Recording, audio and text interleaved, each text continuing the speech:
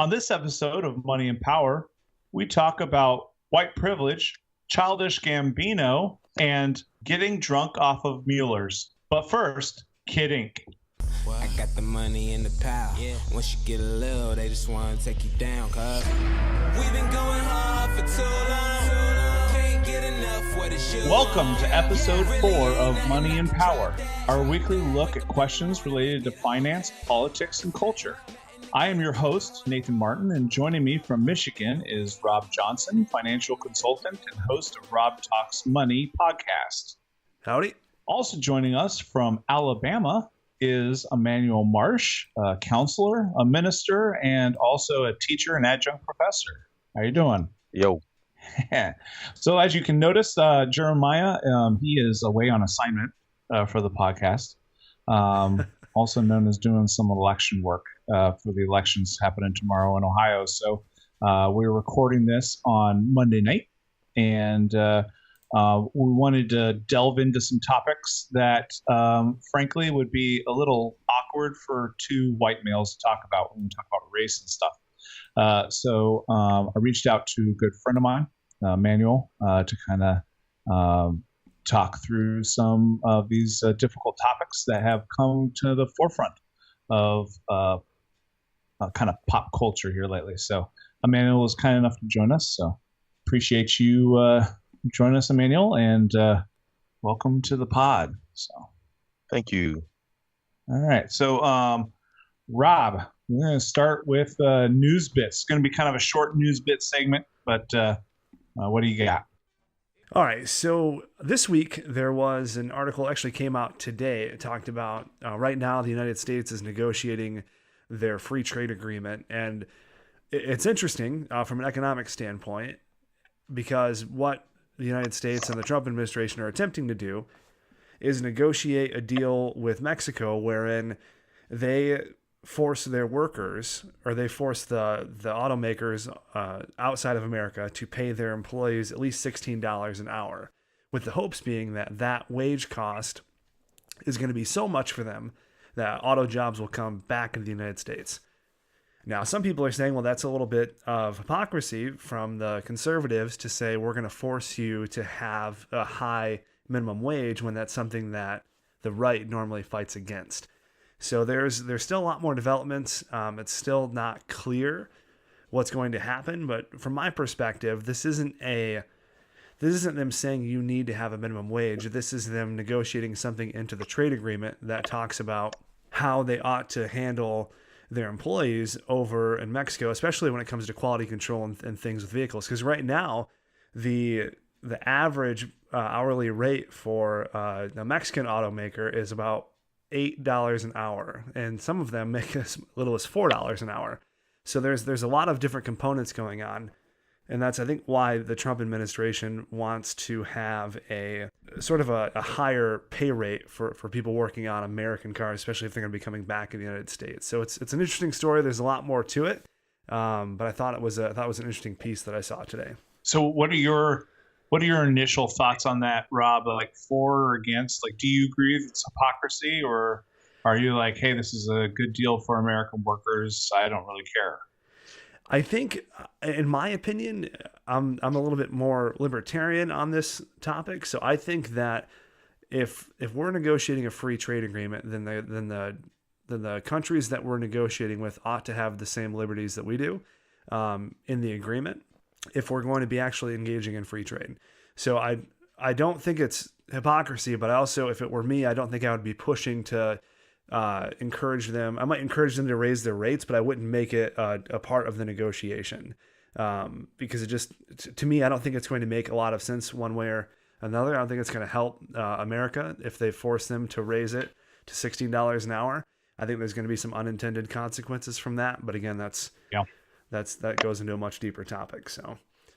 Yeah, I know, and I think we're going to talk about kind of minimum wage coming up on as a topic on a later episode. We have that slated to talk about. I agree with you. I think we've talked about it before. You know, when it comes to the value proposition of someone's labor to the company, I don't think that should be tinkered with, either with artificial floors or artificial ceilings. Yeah. Either one. And, either we have free trade or we don't. Um, but also, more importantly, like, we have to understand that labor down there isn't worth that amount of money. And therefore, putting it as that kind of sets an artificial floor that affects the entire labor market. Like, I just don't see, I'm with you, I don't see who it helps. But I can also see where it makes a really good bumper sticker slogan or meme or something. So yeah, I saw a lot of people responding to it saying, "Oh, it's just full of hypocrisy." And I think the majority of people that comment on news articles usually just read the headline. So I made sure I read a few different articles, different perspectives on it, and I got to say, the more I read on it, the more I'm coming to the conclusion that I don't think it's hypocrisy, but I don't think it's going to help the United States at all. May not be helpful. Immanuel, do you have any thoughts on it? I am not well versed in trade agreements. I am a free market guy. I don't like the idea of artificial wages. Now, if $16 an hour is what the market rate is for auto workers in Mexico, if that should be the going rate, that's one thing. But because I want to say that it was 25 here in Alabama because we have a Mercedes plant, we have a bunch of car factories here because we have low taxes for car manufacturers.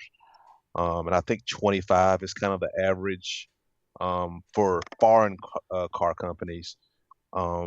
U.S. car companies, I think, are higher, almost like double what the foreign car companies are, which is why we didn't have to bail GM out. But that's one of the reasons why Obama bailed GM out, is because he bailed the unions out, basically, because car manufacturers are paying double what the market is. So as long as they're not artificially pulling a number out of their hats, I'm okay with it. Yeah. Right.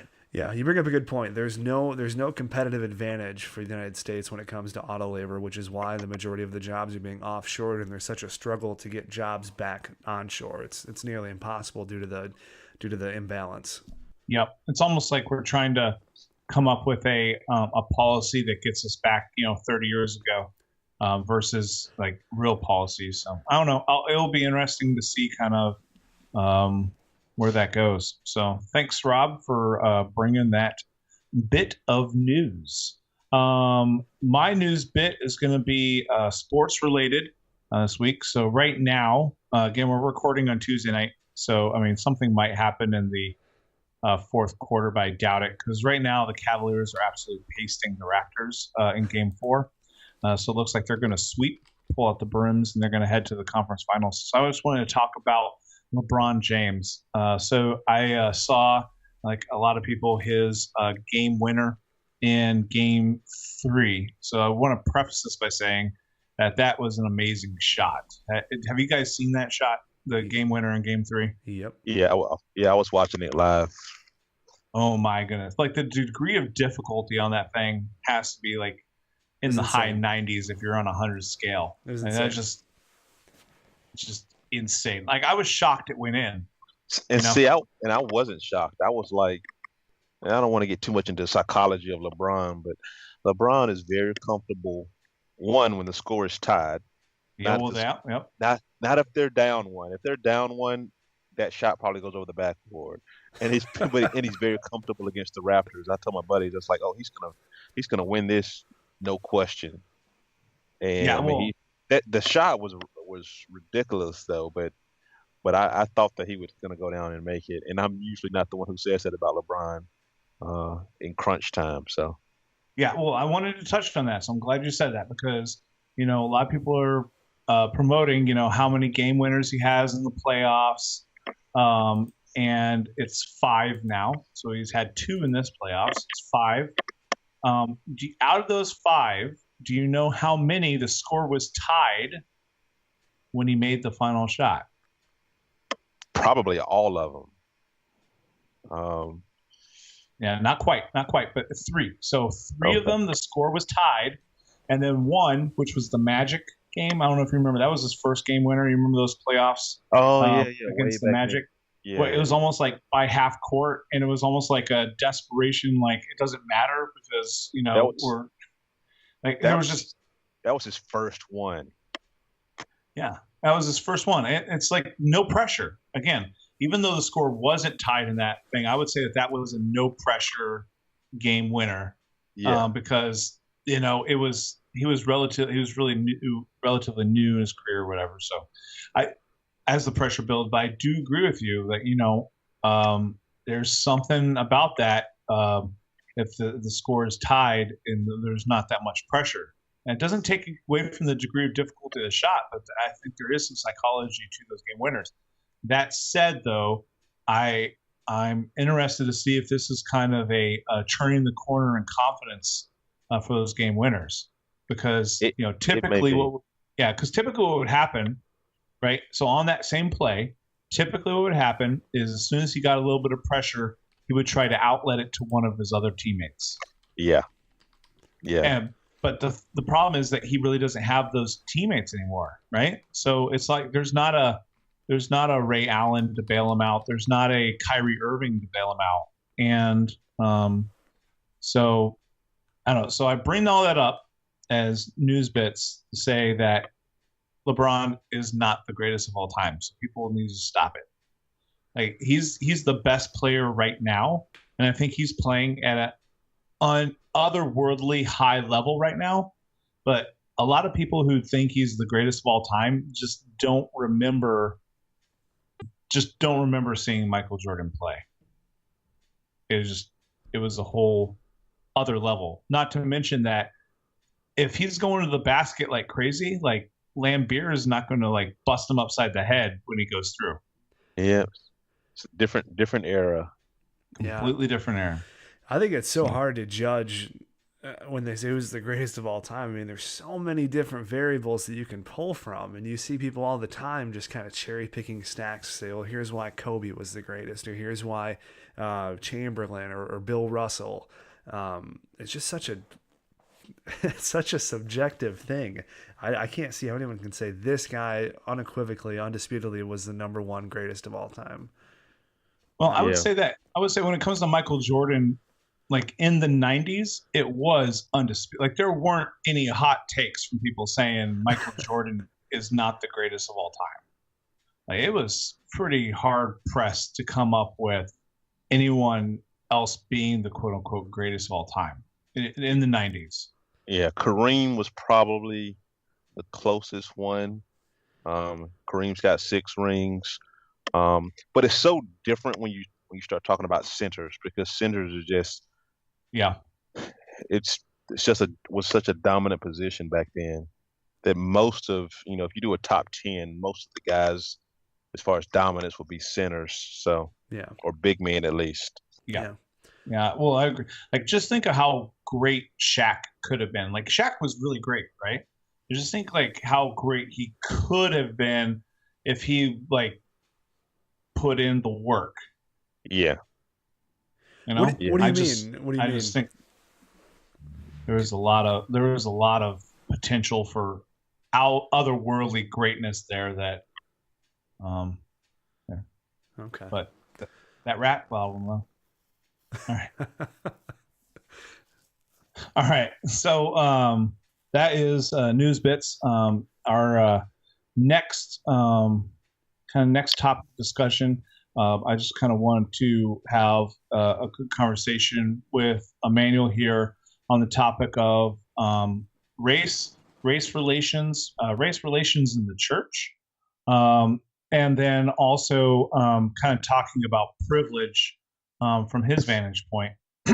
And this all came about just kind of we had talked about it on the last episode, the Kanye Twitter stuff, and it's kind of caused me to kind of reflect and study and kind of reach out to folks and have a lot of very meaningful conversations about what it truly means to be conservative and black, or Republican and black. Those aren't necessarily mutually inclusive, but they do kind of come together in America. And what do we do in the conservative movement or the Republican Party to kind of foster that engagement with the Black community and other minority communities as well. But specifically, because it was kind of brought on by Kanye, like where do we go down that road? So wanted to reach out to a couple friends of mine and have some kind of broader discussions because again, we've stated from the beginning that we want this podcast to be to talk about topics that we typically don't talk about in ways that we typically don't talk about them.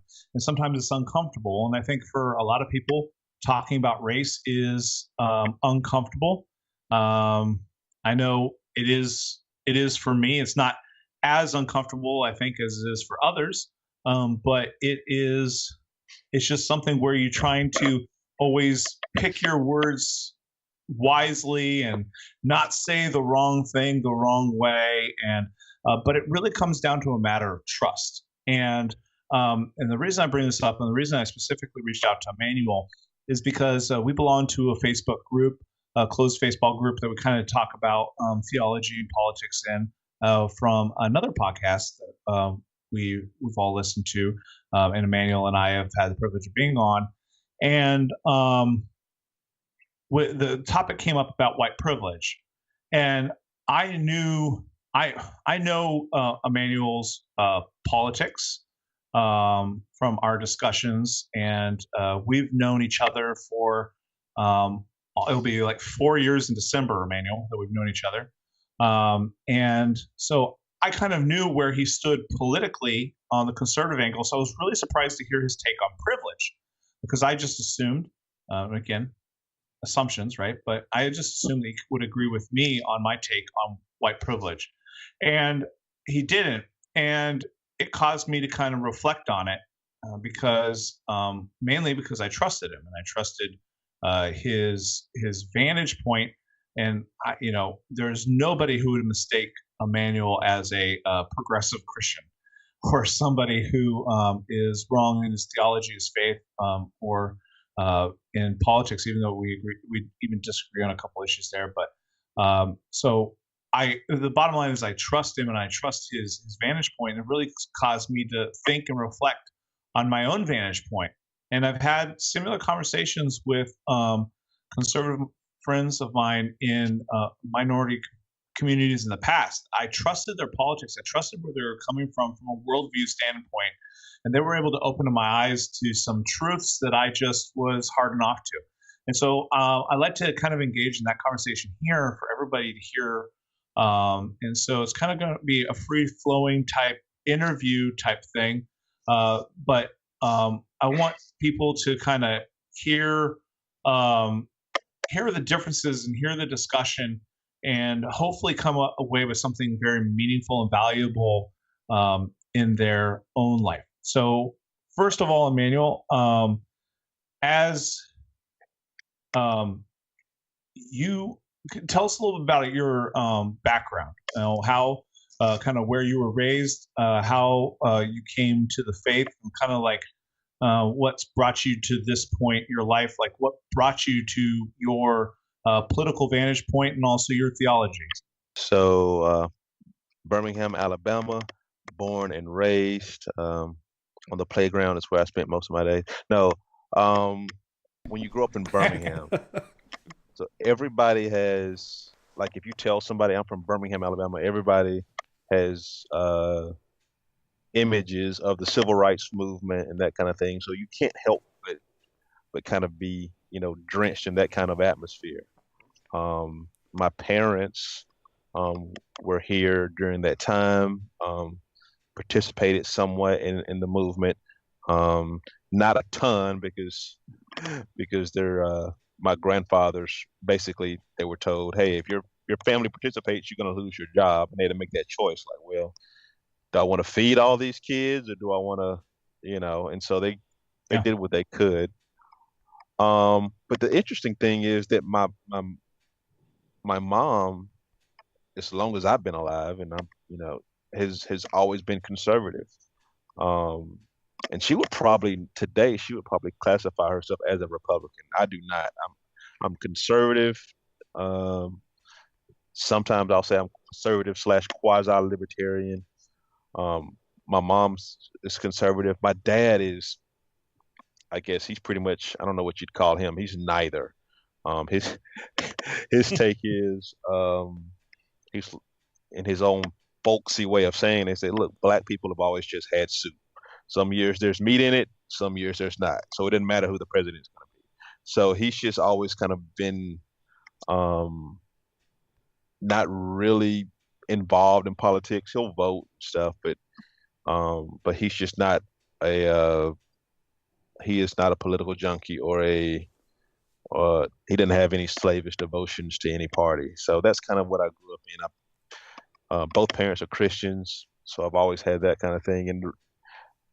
And I don't even know that I even followed politics. I know my mom loved Reagan. She was a big Reagan fan. My dad liked Reagan, but not as much as my mom did. Hmm. And I don't remember ever really caring about politics until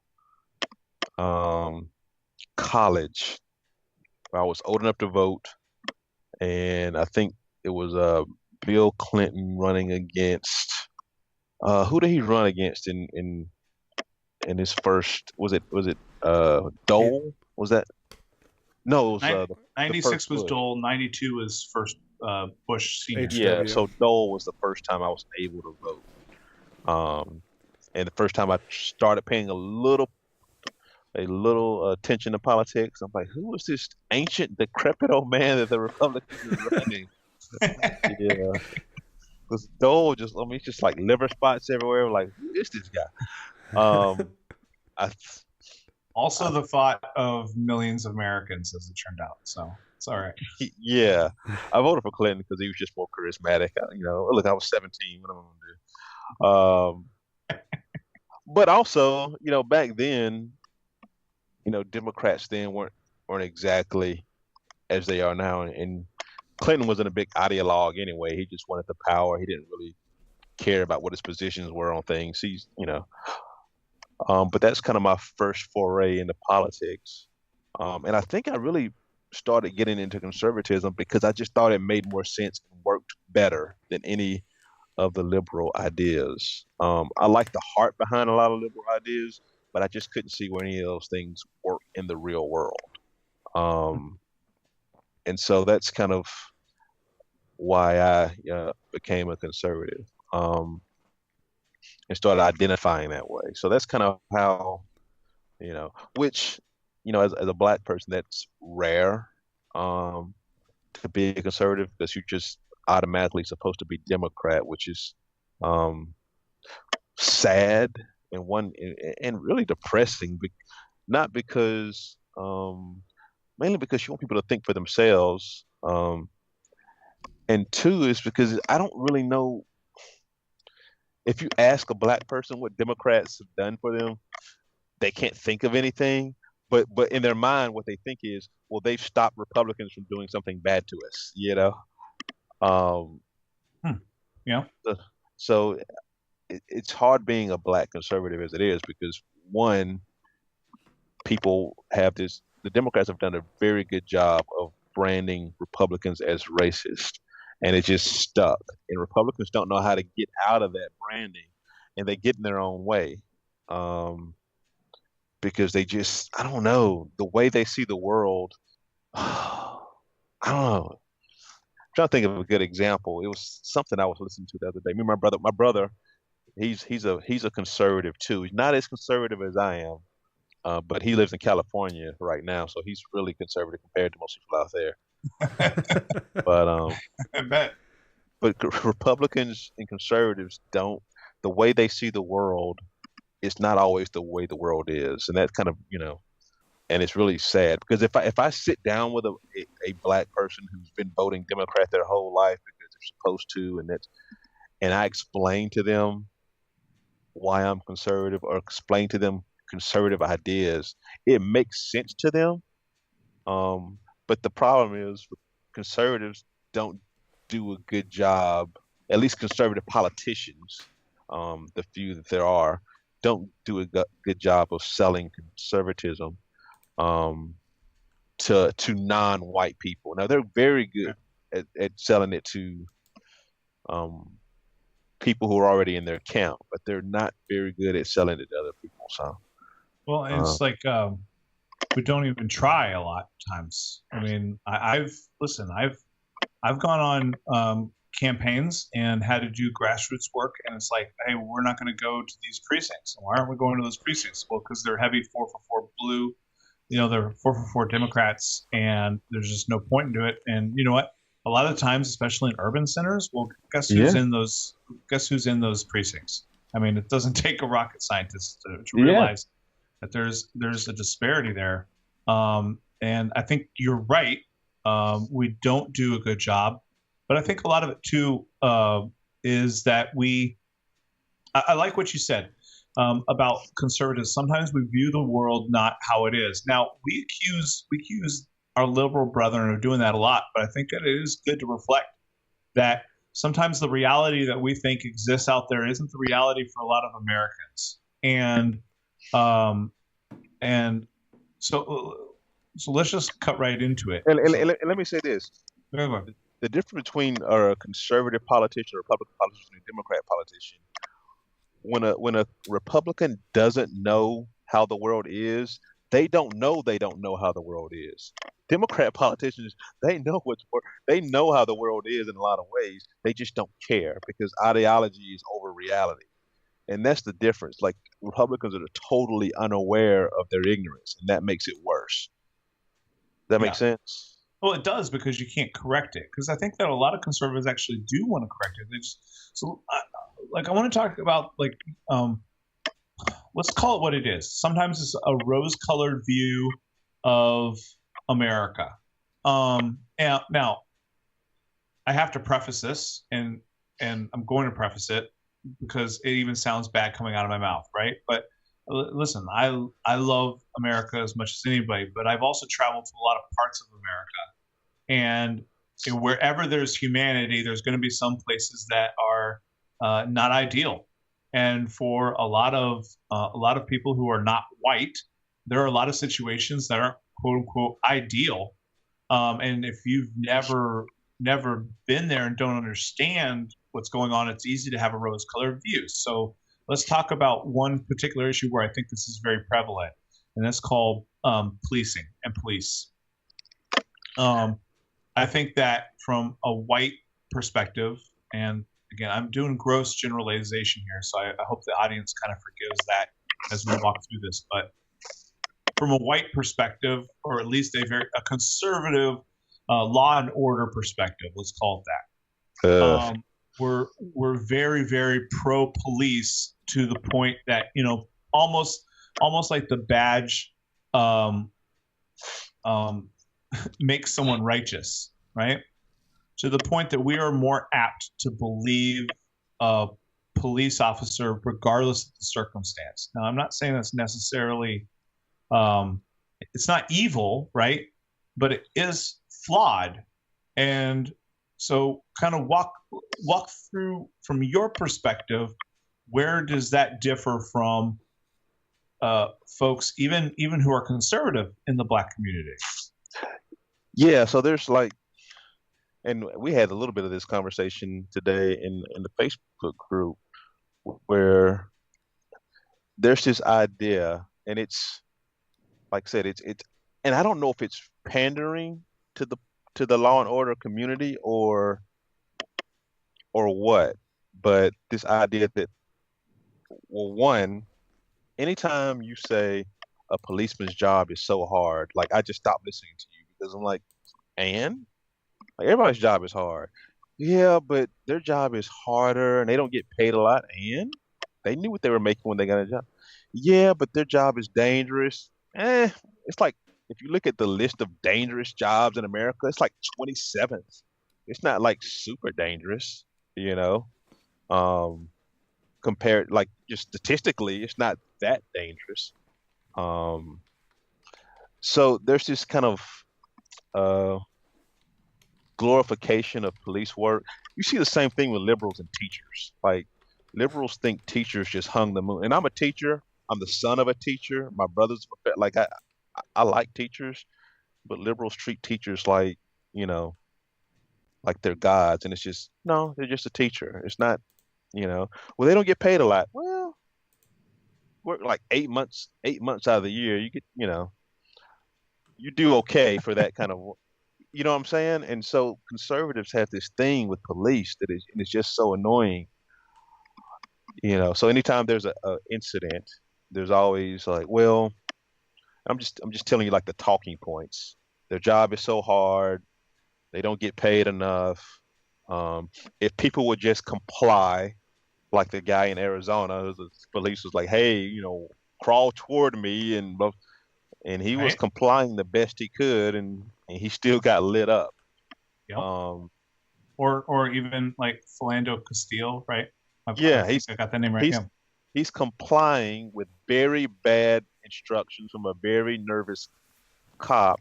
And Right. like the discussion I had today on Facebook, this guy was like, "Yeah, but their job is so hard, and every time they come up to cars, I was like, I get that, but your job is to be calm." And I always Yeah. say this is going to, I don't know what size your audience is, but this is going to whittle it down. If if if a possible confrontation between a police officer and a citizen occur, if somebody is going to get shot, it needs to be the police officer in a sense. You need to err on the side of the police officer getting shot, not an innocent citizen. Because there was a time when you had a police officer, and I've got a friend of mine who's a sheriff's deputy, been doing that for a long time, and he was like, you know, we used to be trained to you wait till you see a weapon, you know, thinking fearing for your life is not enough. You see what I'm Yeah. saying? And I always say, and I'm a concealed carrier, so I carry a gun every day. Every day in every place I'm allowed to, I carry a gun. And I always say, if I would go to jail, and I actually had this debate on Facebook with a very civil debate with a police officer in Tennessee. If I would go to jail for that shoot, then the police officer should go to jail for that same shoot. And he was like, "Well, we would go to jail for that." I said, "No, you won't, because you have this shield that protects you from scrutiny. That when you put a police officer in front of a jury, they just say, well, he's a Yeah. cop, his job is hard."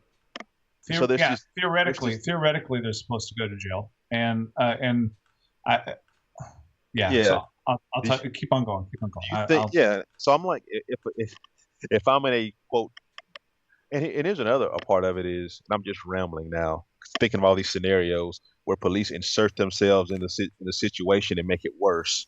Like the guy in Arizona in the hotel, he has a pellet gun, showing it to somebody. Somebody calls the police, and then the police freaks out. It's like, "Hey, crawl toward me!" All these weird commands, and he shoots the guy. If I did that same thing, I'm going to jail because they're like, the guy's crawling towards you. He's half naked. He's not a threat." Well, he was reaching. Yeah, he was reaching, but you know, that kind of thing. He's trying to pull up his pants, and you start lighting him up or whatever.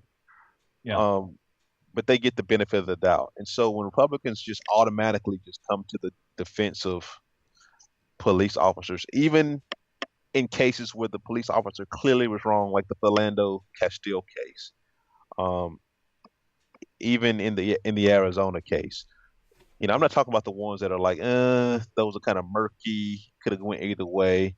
What I'm talking about Right. ones where the cop just freaks out.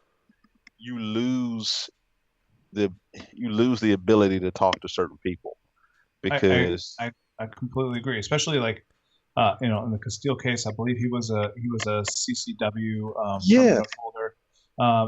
Like where's the NRA there? And we'll get that's into that. that's yeah, that's when I actually was a member of the NRA, and I canceled my membership because of Yeah. that. And I was like, Well, look, y'all are screwing up. and so here's kind of where. So this is an area of my life where I've evolved. I and again, you don't know what you don't know, but once you do know it, I think you have a duty to change. And um, policy should never be stubbornness, and stubbornness should never mistake policy. And I think that when you're engaged in conversations, you're trying to learn. So um, for me, the difference was when I went over to Iraq, and I'm realizing that our rules of engagement are even more restrictive than a police officer's rules of engagement on some levels. Yeah, Um, David And French had a column about that a couple of weeks ago that was excellent. I think it was David French. It was in the what was it in? I don't remember where it was in, but French is the National Review. yeah, National Review, and he If you made can, that exact point. yeah, if you can if you can find that for Rob, we'll put it in the episode notes for our audience. But the so here's kind of where I've come around to it. Listen, if you have a stance that come hell or high water, I'm going home to my family, then you don't need to be a police officer. Yeah. I'm sorry. I have family members who are police officers and they disagree with me on this. And I understand, but look, you're there to serve. You can't have your cake and eat it too. You can't say that you are you can't participate in the positives of the hero worship and not get the downsides of the hero worship. In other words, we put police on a pedestal because they're willing to put their lives on the line for our lives.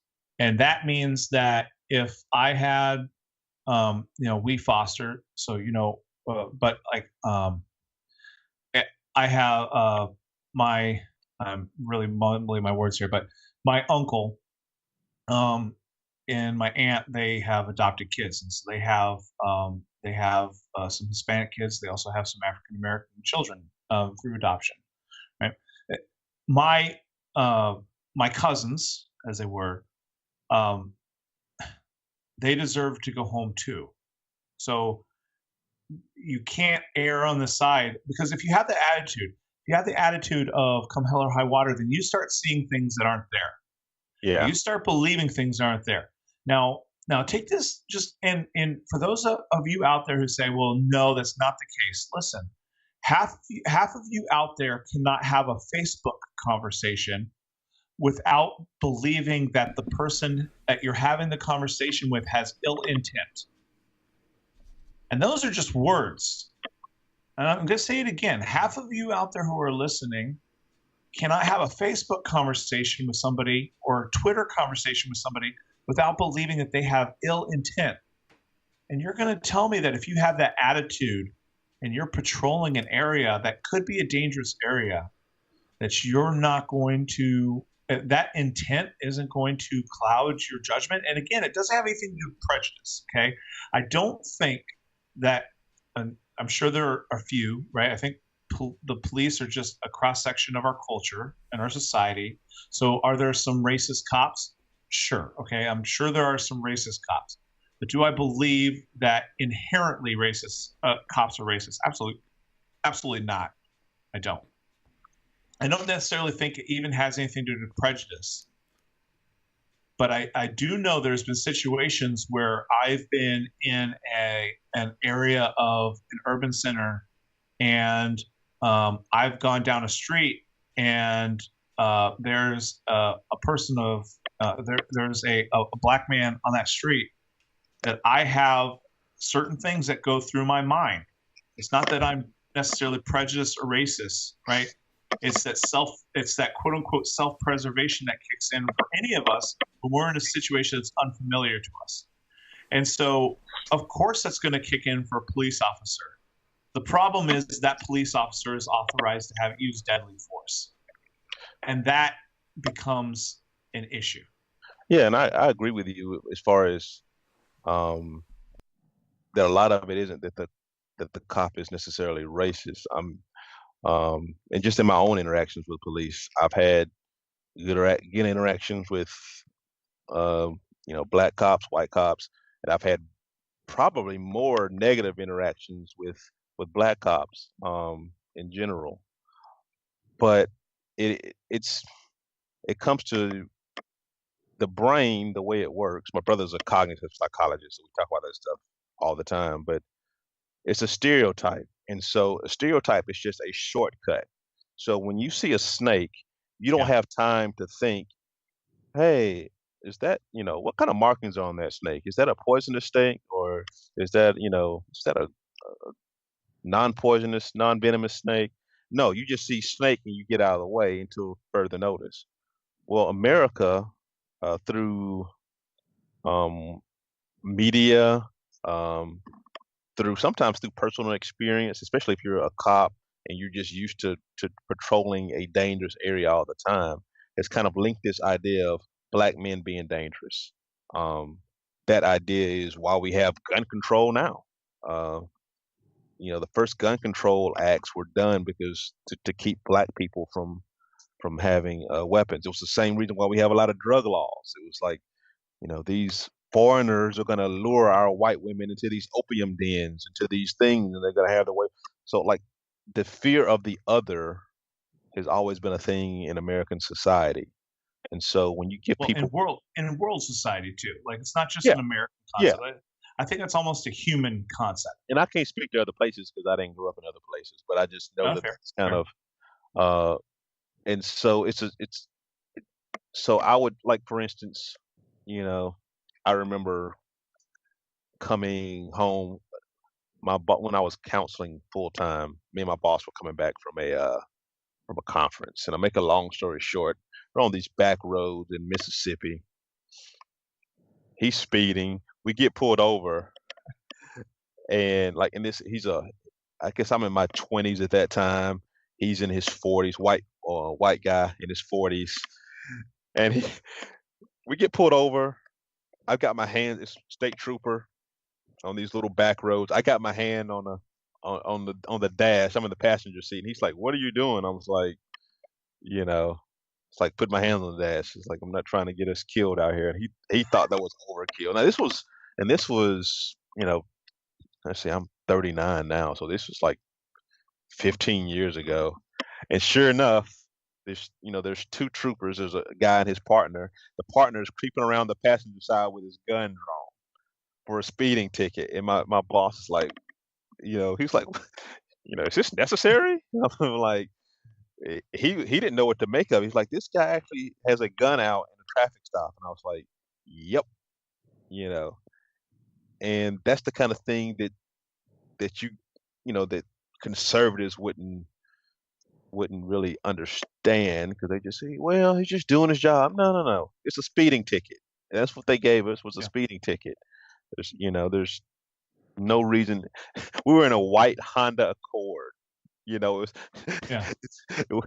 this car didn't really scream gangster. It was just like, oh, responsible family man, who makes reasonable choices with his money. He's got an Accord.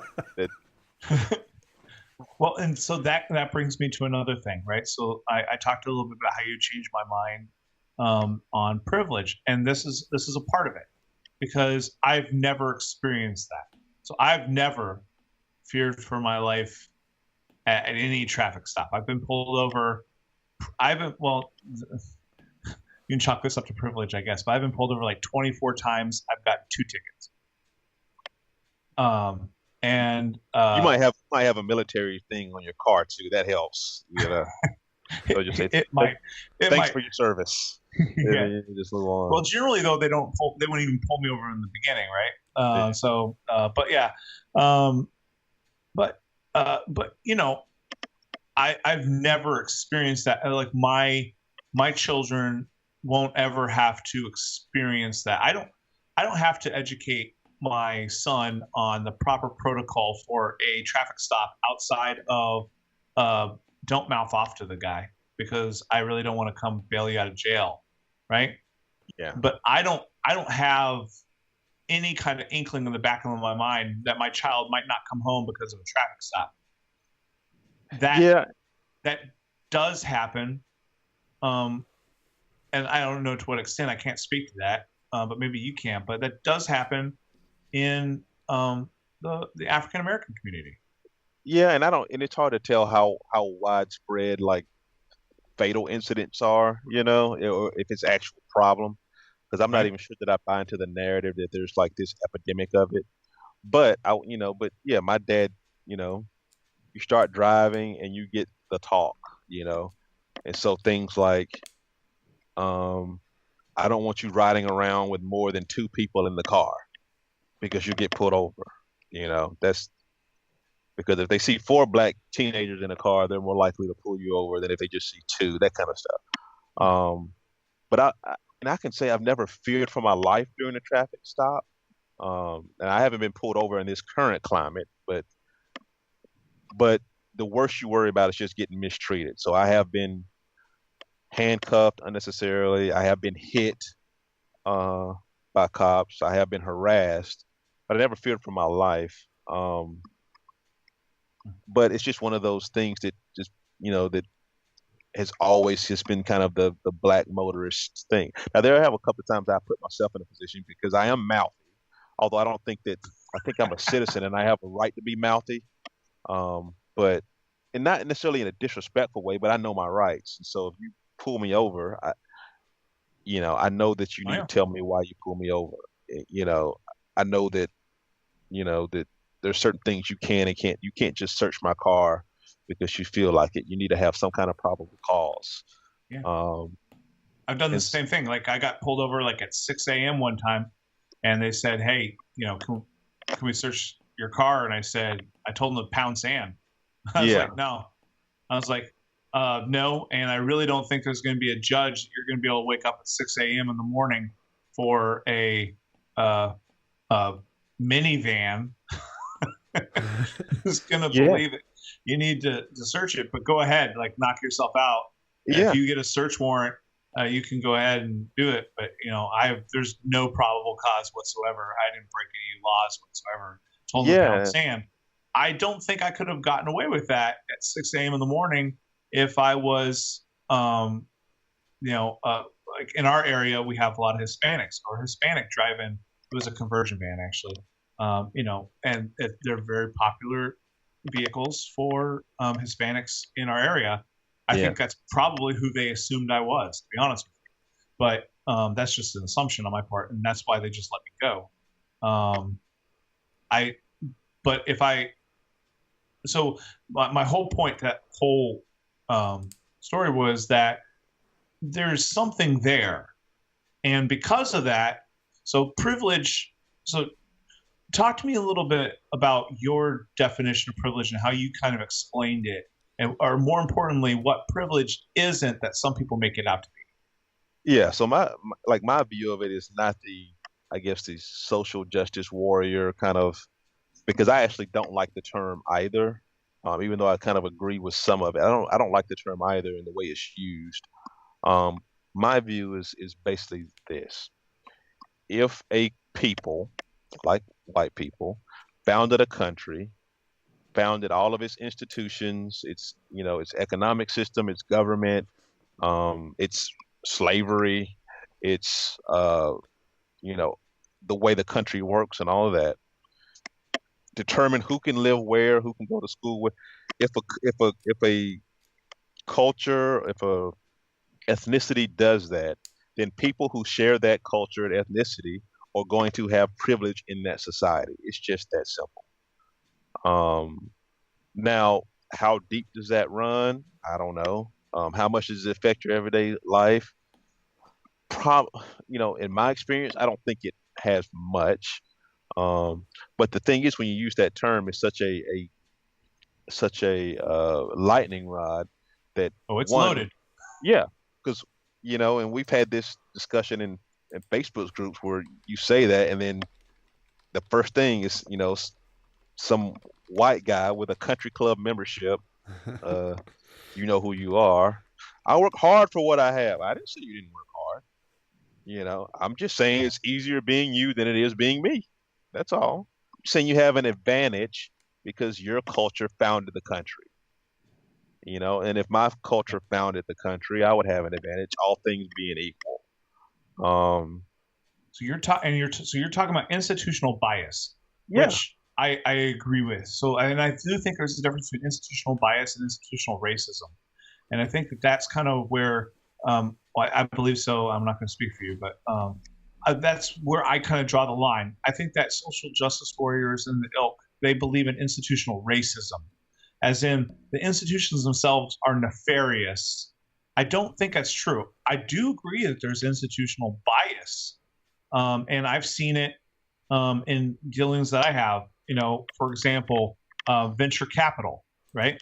I mean, why does venture capital tend to not go to African Americans or minorities? Is it because African Americans, minority, don't have any good ideas or good business ventures? No. But why is that? It's because the people, the relationships that are built at the venture capital level tend to exclude those demographics. So they're not even hearing the good ideas, right? So that's institutional bias. It's not institutional racism because it's not nefarious. Like somebody, some venture capitalist is not saying, I hate black people. I'm never going to listen to another pitch from a black person because they have no good ideas or incapable, right? That would be institutional racism. But institutional bias is, you know what? I just don't have anybody I actually know or is in my phone contacts who is who looks different than me. Yeah, yeah, and it's like I said, it's not always some kind of nefarious thing. It's just um, human nature. We just kind of like people that look like us, and you have to. First, you got to know that that bias exists, and then you have to try to um, reach outside of that. I've been talking to this with this topic to my students. I teach an apologetics class. It's a theology course, but we just kind of talk about hot button issues. We talk about Christian responses to things, responses to maybe an atheist, responses to somebody who doesn't share your point of view. How do you respond? And we talked about racism last week, and most of my students are white, so um, probably at least in these two classes, 96% are white. So they've never even discussed a lot of this stuff. Um, and they were, even though, like, you know what, I think I do have, and none of them I would consider um, racist, but they have biases.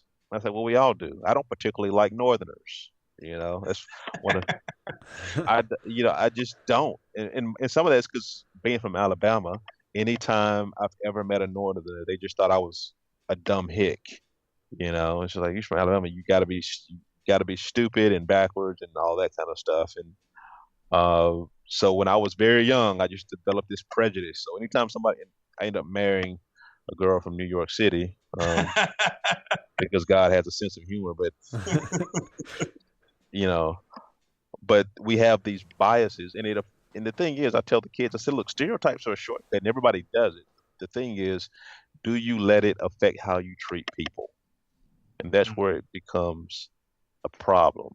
Um, so yeah, my idea of white privilege is basically just that white people have an advantage because they're the majority culture. That is not saying that they didn't work for what they have, or that it's not even saying that there's an oppression, a tacit oppression of black people. Um, it's just saying, yeah, you got an advantage. Um, So how do you change or help someone move past that whenever they have a shortcut of a prejudice, and you see that that shortcut turns into them, it impacts how they treat somebody because someone is black or someone is different than them? Is there anything that you do if you see that, or if that's happening to you, to try and mitigate that, or do you just let it go? I think one way is to point it out when you see it. That's Okay. like the biggest thing. So, for instance, like I said, I teach white children, and there are some parents at the school. This is a private school who don't necessarily like the idea of a black guy teaching their kids. Now, I don't think any of these people are like I said, actual racist. When I say racist, I mean it in the classical sense of you think one race is inferior or superior, that kind of thing. I don't even think they have necessarily any strong prejudices, but they don't trust me. And so the principal gets a lot of emails that Mr. Marsh said this, Mr. Marsh said that, and he told a parent, he told me he told a parent, um, you're just saying that because Mr. Marsh is black. Because if the white English teacher said the exact same thing, you wouldn't have a problem with it. And I don't think the parent even had even thought that that was an issue. And I wasn't present for this, but the principal told me about it. But I don't even think the parent thought it was an issue until it was pointed out, and maybe they thought, you know what? I wonder if that is happening. Um, there's some cases where it works in my favor, so I'll get nasty emails all the time, and my my response is, you know, you know, I understand your concerns. I would love for you to come in and meet with me, and we can talk about your concerns. Won't do it. Scared to death. Uh, like I'm not going in there to talk to that bearded black man, that I was nasty to over email, you know. Uh, But I think just pointing it out and people being willing to fix it, because like one of the things I point out to my students is we all make shortcuts, and we all discriminate. Tall people have it easier than short people because for whatever reason, there's something in our brains that when somebody is tall, we just automatically think that they're more competent, they're smarter, and we don't know why we do it, but our brains just work that way. So if We're literally looking up to them. exactly. You just think this. Oh, they're tall. If somebody wears in our society, when we talk about police and stuff, if somebody's a police officer or a firefighter or a soldier, we automatically assume that they're better people. One of the things that the right does, conservatives, is we lionize soldiers and police officers and firefighters as heroes, which I agree with. Individually, there might be some heroic firefighters. Individually, there might be heroic cops. Uh, I kind of agree with the soldier thing because people are literally signing up to go fight war. And look, I've been shot at, so I understand what it's like to be shot at, and that's still not even close to what it's like being in a war zone. Um, I was going somewhere with that, but but I lost my train of thought. Well, But, I'll, but as oh, as a, as a we veteran, I'll complete it. Like, there's some scumbags in uniform too. Like, yeah, yeah, but there's a lot of scumbags who don't volunteer to go get shot at either, and so but we ascribe to these uniforms some kind of the same way that liberals ascribe these great qualities to teachers, like our society would right, just crumble if we didn't have these teachers. Like, homeschool parents do all right. We don't have to have professional teachers to make to make it. You could do homeschool and apprenticeships and be okay. You know what I'm saying? yeah, There's really no need for four-year universities at all. Like if you wanted to be a computer programmer, you could be homeschooled and then go have an apprenticeship under a computer programmer and be fine. Definitely. And that's not to devalue. Like I said, I'm a high school teacher right now. My mom's in the other room. She's grading papers now. I'm not saying teachers. There's no need for teachers at all. Teachers are great, but the idea that you couldn't survive without teachers is ludicrous. yeah. So It's hero worship. We love our heroes, and like as humanity, we've always done that. but it's And but it's manufactured is I guess it my is, point. yeah, Some of it, some of it. I got you. So, kind of shifting gears here.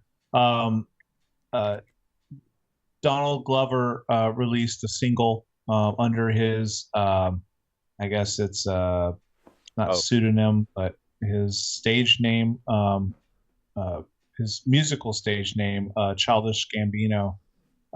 This is America, and it has a music video. We're going to link it in the episode notes with some strong warnings for those with, um, uh, you know, poor constitutions, whatever. But it's a pretty graphic music video about America, and the premise of it, as I've seen it, and I've seen some other takes on it, is kind of the we we have a tendency to sensationalize and just look at the the glitter and glamour in front of us and not look at the violence and the things that are going on in the underpinnings of a particular community. In this case, the black community as being portrayed in the music video. So I just wanted to kind of talk to you, Manuel, about your views of the video. Like, what did you think of it? Um, is it is there something worthwhile to glean from that? Because it seems to be a major conversation piece over the last couple of days. Yeah, so I had heard about the video, but I don't have time. I'm a teacher. I don't have time to do things, right? No, I'm joking, but I had not seen the video till today, and so, but I had heard about it. Because actually, one of my friends, um, who happens to be white, his wife, sent me a message like, "Have you seen this video?" I was like, "No," and I just never did get around to watching it. But I like the video artistically. I think I don't know if I'd say brilliant, but it's smart, and there's a lot of things going on because it's juggling a couple of different messages. One is definitely about media sensationalism, and I'll just say this: this is a different topic entirely. But if you want to stop school shootings, stop putting it on the news. Um, that's the quickest way. It might not stop it, but it reduce it. Yeah. Um, but anyway, so he's got that message going on. Then there's this, there's people getting shot in the video, and then he treats the gun very like carefully after some kids get shot. Spoilers. Um, and he's like basically saying that we value the gun more than we value children, which is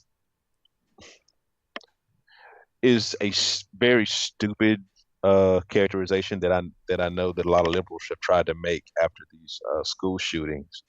Um, which, like I said, I'm a very strong Second Amendment guy, and one of the ways that I try to uh, proselytize black people into the conservative movement is one of them is, look, if you're a black person in America, you should not be for gun control ever, period. Because one, gun control has a background in racism, and Right. two, like, do you not remember like 60 years ago, in Birmingham, all those scenes of dogs and fire hoses?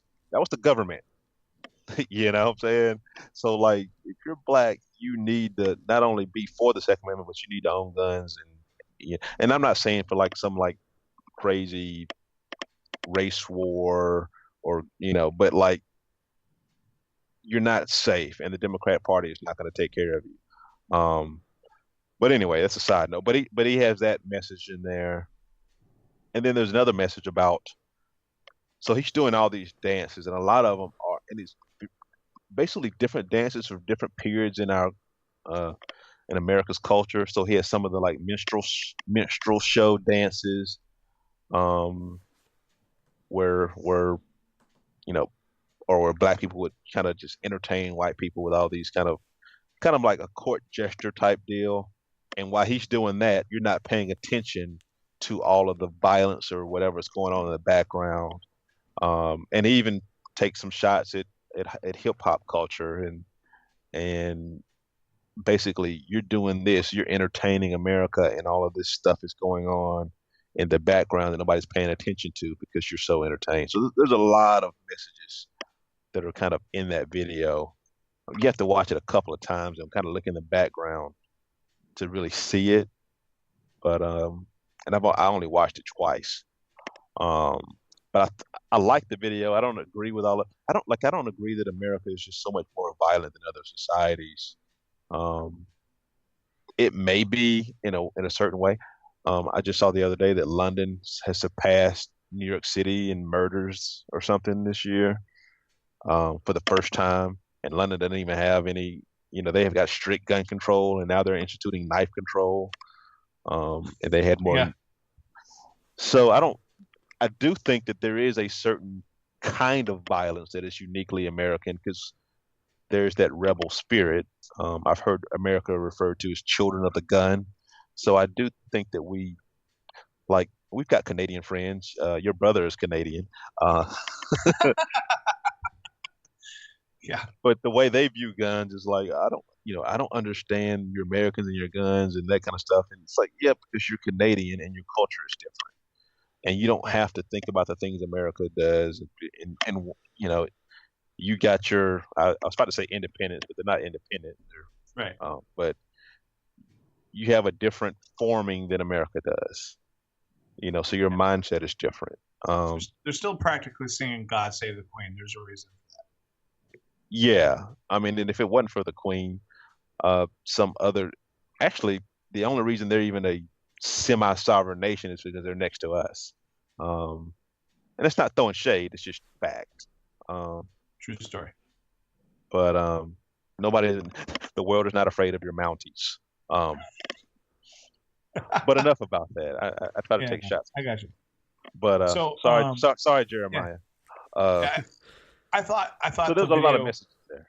Yeah, there are a lot of messages. I actually didn't catch the whole gun control message. I actually thought he was just trying to hide evidence. But I do think that there's definitely some segments of our society, Chicago, for example, where gun violence is a very, very real everyday occurrence. And I think that, for me, one of the messages I kind of saw through it was like, hey, we're focused on these things over here when there's a lot of deep rooted stuff going on in these communities that nobody cares about because it's not entertaining. And I Um, got that too, but I think that his message had also had the fact that he thought the gun was the problem because he puts the gun in like a velvet cloth and he treats it really yeah, precious. yeah, And yeah, I agree. I mean, I think like 72 people were shot last weekend in Chicago. But a lot of that's gang violence. It's not like normal Americans. right, yeah. And another artist have touched on that too. I think Kanye and Jay Z touched on that in Murder to Excellence. Talk about Chicago, and I know Kanye lately in his kind of conservative like tweeting has mentioned Chicago and kind of like, hey, is Chicago really better off because there was a President Obama, even though President Obama was from Chicago, like. Yeah. So Was a state senator, for a hot minute before he started running for president, yeah, and was was president for 8 years and nothing changed. But you can't tell black people that you know that Obama wasn't great. Even though look, if you're one thing that people do, especially when you're a state senator, is you try to get stuff for your home state. As much as you can get. And not that I have answers on how to fix Chicago because gang violence is very hard to fix. Um, because it's connected to money and drugs and territory, and that's why you see it like that. right. Um, and I grew up in not a Chicago type rough neighborhood, but a neighborhood where saw people get shot and stuff like that. Um, and it's just a cultural thing where you just don't value life. Um, that's what you learn. Um, but yeah, I've liked Kanye's tweets, not because I even think that he even knows what he's talking about or whatever, but I think he's kind of breaking down this uh, this I want to use the word slavish devotion to the Democratic Party that black people have for no reason whatsoever. Yeah. Um, like if you want to get real political power, just stay home 1 year and see how, and don't vote for anybody or vote for another party and then see what kind of political power you really have. Because Well, once it's kind of yeah. like a married couple and you start taking your spouse for granted because they're always there. So you don't dress up anymore, and she doesn't shave her legs and all that kind of stuff. That's the black relationship with the Democratic Party. Well, and Um, I think that for the Republican Party, it's important that we understand that we're gonna have to change some as well to accommodate that. But I mean, it's very palpable. I mean, in 1 week, Donald Trump's approval rating amongst black males doubled after Kanye started tweeting. yeah, 1 week. I mean, that's palpable. That's real. That's not fluff. And so it's like I've been talking to a couple of my other friends as well as like how do we change? And like one issue they said is affirmative action, right? So affirmative action, like conservatives got to stop making affirmative action a bugaboo thing and a hardline issue to talk about. And it's not even like you don't necessarily have to agree with affirmative action. It's just a matter of like, don't make that the hill that you're going to die on if you're going to say that you want to be the party that's affirming of minorities and their input. And that makes sense, because even like Clarence Thomas is has been pro affirmative action, and like General Powell and other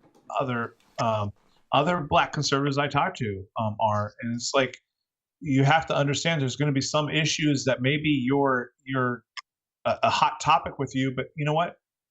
Shut up about it, because it's not going to be, if you're really going to be inclusive in your ideology, then you need to be more open to understanding that how your ideology looks to somebody else may be a little bit different. And so it's been kind of eye opening. Yeah, affirmative action is a good one because and the thing is, the Republican Party likes to use. There's just some kind of things that you just kind of have in your bag that you kind of pull out every now and then. So they're stealing our jobs is kind of affirmative action kind of goes along with that. Like somebody's taking our spot and they didn't earn it. When there's, so if you look at like Ivy League schools, the affirmative action, a lot of it is for white people. Because if you just did it on merit, it'd just be just Asian kids at Harvard, because their test scores, their all that is way more impressive.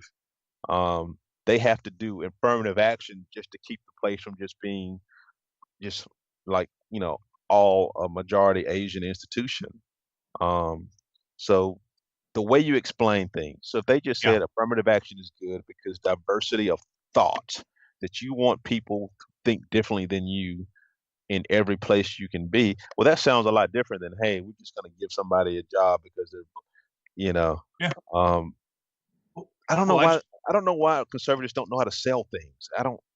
It makes well, no sense to me. some of us do. It's just that But we're not the ones you don't that run are running. for Yeah. national office though. Oh, maybe someday.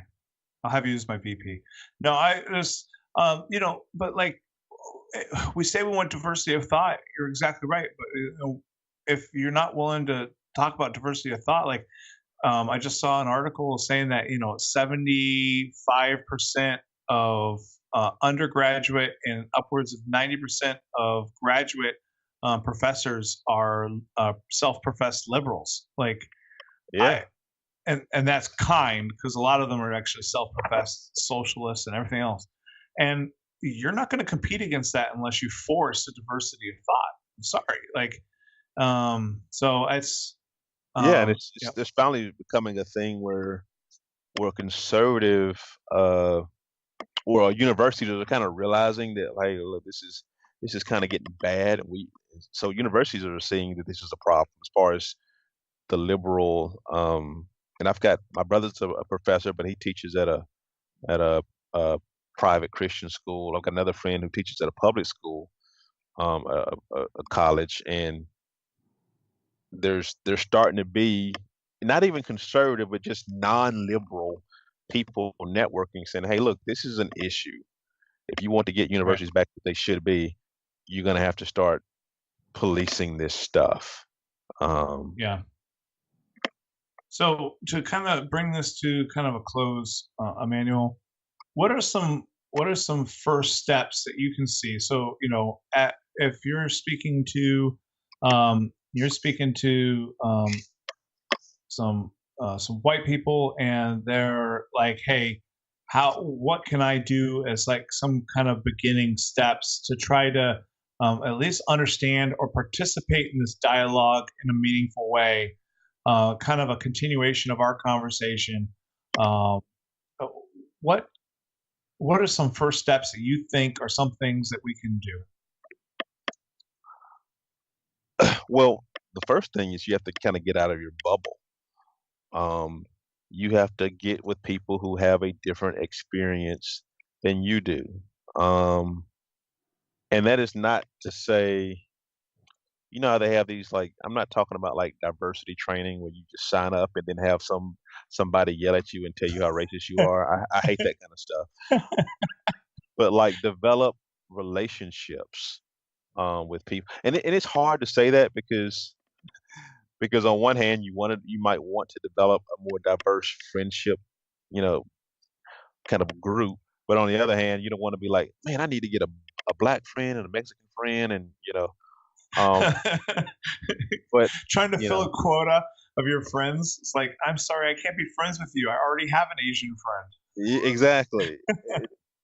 But that is, you know, so and I had a professor once who said, hey, if your last 10, people that you made contact with over social media, last 10 friends you made contact with, in your phone or social media, if they're all the same as you, then you need to diversify, you know. Um, and I think Yeah. that's maybe not the best rule of thumb, but it at least show you that you're kind of um, encapsulated in your own little cocoon of ignorance, like conservatives often are, and liberals often are too.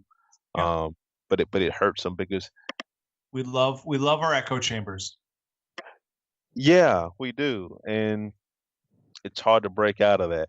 Another thing we'll do is stop watching the news. Um, the news these days is designed to make you angry. I don't watch news.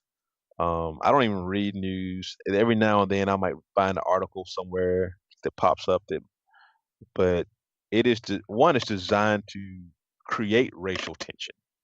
Um, so if you do watch news, watch it with that angle and say, "Hey, this news is trying to make me." So if you watch Fox News, there's some things you're gonna know every time you see a story. If there's a police officer who shoots someone of color, Fox News will always jump to the conclusion that the police officer was right. They might not just say it. If Yeah. the same way they do if there's an incident, they always assume it's terrorism. So if something explodes, Fox News will always say, you know, it looks like it might be an act of terrorism. We don't have confirmation on that yet. And CNN will be on the other end, and they'll say, we think it might be a white nationalist or right wing radical, but they will never say, well, he Yeah. yelled Allah Allahu Akbar. Yeah, that was a report, but still, it might not have been out. ISIS is taking responsibility for. Yeah, but we want to make. And j- they're trying to fit. They're trying to. It's called Yeah. priming, where you're just trying to make you think a certain way. And so if you don't watch news with that critical eye, you feed right into it. You're So better off almost abstaining at that point. So, yeah, and when I do watch it, I kind of watch it for that. all Uh, right. and finally, just examine your own prejudices. Um, and one quick way of doing this is, especially for I don't know about moms, but definitely for dads. If I had a daughter, who would I not be comfortable with her bringing home? That cuts through a lot of things. So if you have a daughter and she brings home Juan, do you think that search deep inside yourself? Do you think it would bother you? If you have a Yeah. son and he brings home Juanita, would it bother you? Or whatever. Um, that's a good, and you can do that across the board. If my daughter brought home somebody from New York City, I'd be devastated.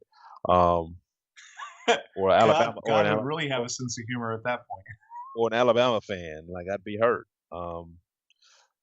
So that's just a quick way of kind of just seeing where my brother, his wife is Korean, and Koreans are kind of notoriously racist in the sense that they really want to keep their culture to themselves, and they kind of look down on other people who are down on pretty much everybody who's not Korean. Um, That's just kind of how they are.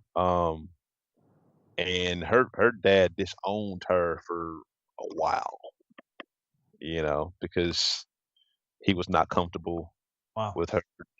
Now they did come around and realize, hey, this guy's actually a good guy, and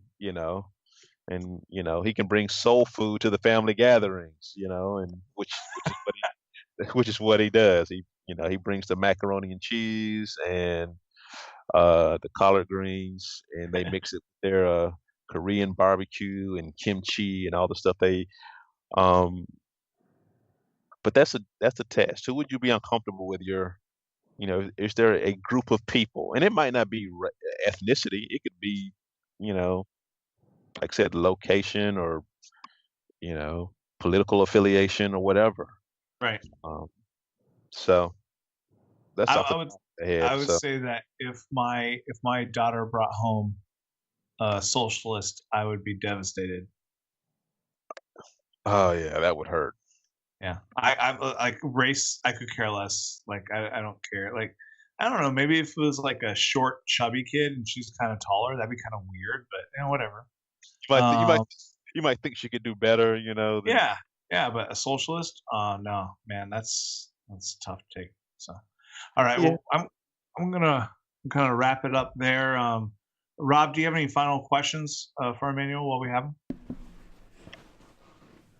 No, I think you did a good job of covering it. A couple of things that I was thinking about as you were going through,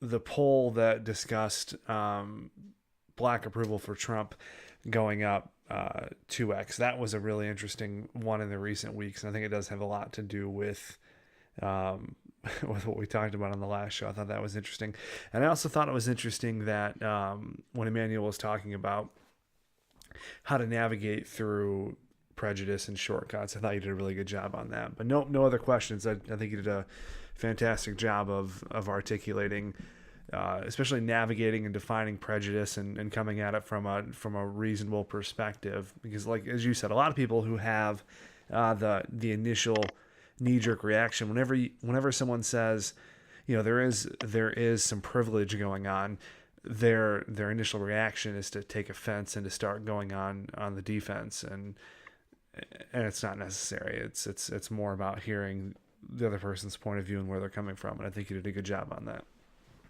Well, Yeah. go ahead. And I would like to add. I think I just lost it. I had it. It's one of the things I try to work with my students about the first day of class. I tell them, it's like, look, I'm not fair. It's like I know teachers are supposed to tell you that they like all the students equally, and that's just not true. So I'm not even gonna play that game.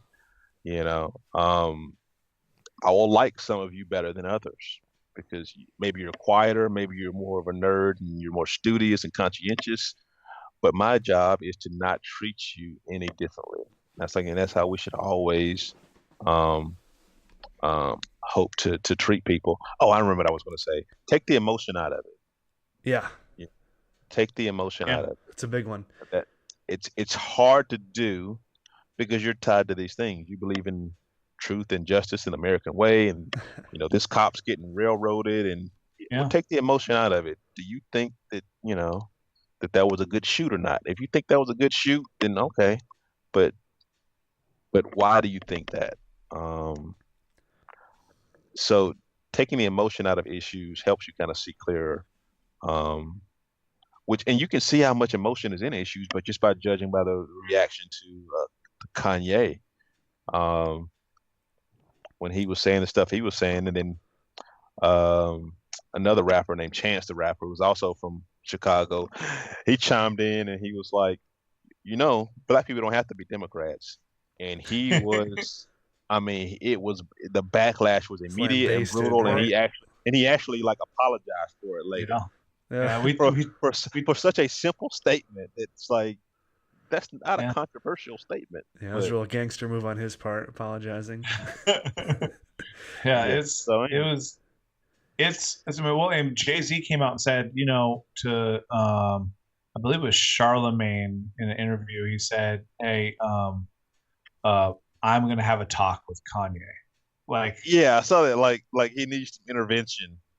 we're gonna sit them in a room, and Yeah, yeah, this is how you hurt us by being Republican. but try to take the emotion out of it because um, well, I think it's you can't have logical and reasonable conversation if you're angry at what you think the issue is. right, and I think social Absolutely. media has exacerbated that as well because everyone needs to have an opinion, and not just any opinion, but an emotionally charged one at that, and we've kind of taken that outside of social media and brought it along with us in our public discourse as well, which isn't very appealing. Yeah, but an informed opinion will beat an emotional opinion every day of the week. Yep, All absolutely. right, so Rob, it's getting kind of late, and but you know what keeps me going, Rob? Uh, peach tree and cranberry. Uh, Almost. Oh. Strike Force Energy. So Strike Force Energy is a wonderful source of energy drink that doesn't cause you to crash, and it comes in a liquid pouch, mixes with your water or your beverage of choice that you would like it to mix with without any kind of powder or clumping, and gives you that energy without any crash. So this episode is brought to you by Strike Force Energy, and you can get an order of Strike Force Energy at strikeforceenergy.com using our coupon code MAP Money and Power for 20% off all of your orders at strikeforceenergy.com. So it is great stuff, and definitely a must for my early mornings when I'm trying to teach English as a second language to some Chinese children. So It's weird, but um, I use it in the morning and then again at night. It it seems counterintuitive, but it's a morning and night drink for me. I really like it. It's good stuff. Hey, that's not related to the old Strike Force MMA league, is it? They're separate. I think it's separate. It's a veteran-owned organization. Ah, okay. There used to be an old MMA league called Strike Force. So. So I don't think so. There may be. I don't know. I haven't researched it that much. But Okay. Emmanuel, you'd enjoy it. So get on there and do an order and help support the podcast. All right. So we're going to go ahead and dip right into parting shots. All right, Rob. Yeah, so I am. He's ultra liberal, and I'm not a big fan of his politics. But John Oliver hosts a show on HBO called Last Week Tonight, and I'm usually 50-50 on his stuff. But he put up a show, I think it was 3 weeks ago, where he went after crisis pregnancy centers, and this is probably a second show that I had to stop watching and then pick it back up because it was just kind of irritating. And basically it was saying that there is it's terrible how people on the right promote crisis pregnancy centers instead of organizations like Planned Parenthood because crisis pregnancy centers, God forbid, try to talk you out of killing a child. How terrible. So I thought that was just a terribly awful quote unquote journalism report, and I was disappointed to see him take such a hard line against people who are actively trying to save children. I thought it was pretty disgusting. So John Oliver, you're in the barrel this week. Yeah. So funny story is I actually know his wife. His wife worked for a group that I was a part of, Vets for Freedom, and then also the RNC. And he was doing a bit for, I believe it was the Daily Show at the RNC, and she helped hide him in a closet to get away from security, and that's how they met. Oh wow. So, anyways, kind of a. But anyways, yeah, he's still in the barrel, but just thought I'd throw out that useless bit of trivia. Emmanuel, do you have a parting shot? Robert Mueller, find you something to do, dude. I'm so tired of hearing about Robert Mueller and his investigation, which I don't think there's any there, but I don't know. I think he has an axe to grind, and I don't even watch the news, and I still have to hear about him all the time because no matter what you watch, they bring it up. I Um, got you. So, sports. Emmanuel, if you were to make an alcoholic drink called the Mueller, what would it have in it? A lot of bitters. Yeah, is disappointment and bitterness an agreement? An ingredient? It'd be like orange bitters is what it would be in there. I don't think you Uh, have to worry, man. He'll be fired by the end of the week, I suspect. and it's not, and I don't saying he's a bad guy either, but I was listening to one of the podcasts I listened to was the legal podcast, and the guy was saying you do not want an independent counsel investigating you because like they have to find something because that's kind of like the job. And so they will just keep digging, keep digging, keep digging, and basically make the most minuscule thing huge, or should I say huge, um, because it's kind of what they do. Ken Starr was the same way. I mean, he was just digging, digging, digging, digging, and they're trying to find more than. And there may be something there, but there's not years worth of stuff there, you Right. know. All right. So Robert Mueller, you're on the barrel on that one. All right. So mine comes from a story. It's kind of angering. So this is the headline from Reason.com. Black gun owner will give birth in prison after trying to protect 2-year-old daughter from assailant. All right. So I'm going to completely butcher her name, so my apologies. But Sawatu Salama Ra. So Miss Ra is a 26-year-old black mother who watched in horror as an angry assailant, a neighbor with whom Ra had a dispute, deliberately crashed her vehicle into Ra's car while Ra's 2-year-old daughter was playing inside. Ra removed her unloaded, legally purchased handgun from the glove box and brandished it, scaring the neighbor off. The assailant, Chanel Harvey, was never charged. Ra was arrested for felonious assault. She is now serving a mandatory 2-year sentence, even though Michigan is a stand your ground state, and Ra was clearly defending her family on her own property. So Ra is pregnant, and she is expected to give birth in prison. And one of my friends posted this and said very aptly, there should be some sort of national Second Amendment advocacy organization to take up this law-abiding citizens' defense. So this isn't necessarily at the prosecutors in this case, although I think they're messed up. This is to the NRA. What the heck? If you have somebody who is, this is why you exist, is to defend her right to be able to protect her child. She didn't even shoot anybody. Brandished a weapon. She's going to give birth in prison. Where are you, NRA? Where are you? That's my parting shot. Yeah. Too bad she's not a cop. She could have shot him Been off free. All right. and get off. She feared for her life. We should just leave it at that. Too bad she's not a cop, and then cut to music. Yeah, I should.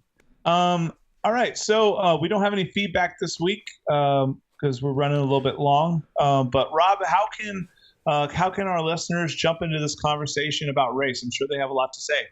Yeah, so on all the socials, Facebook, Instagram, and Twitter, it is at MoneyPowerPod, and you can send us an email, moneyandpowerpod@gmail.com if you want to reach out.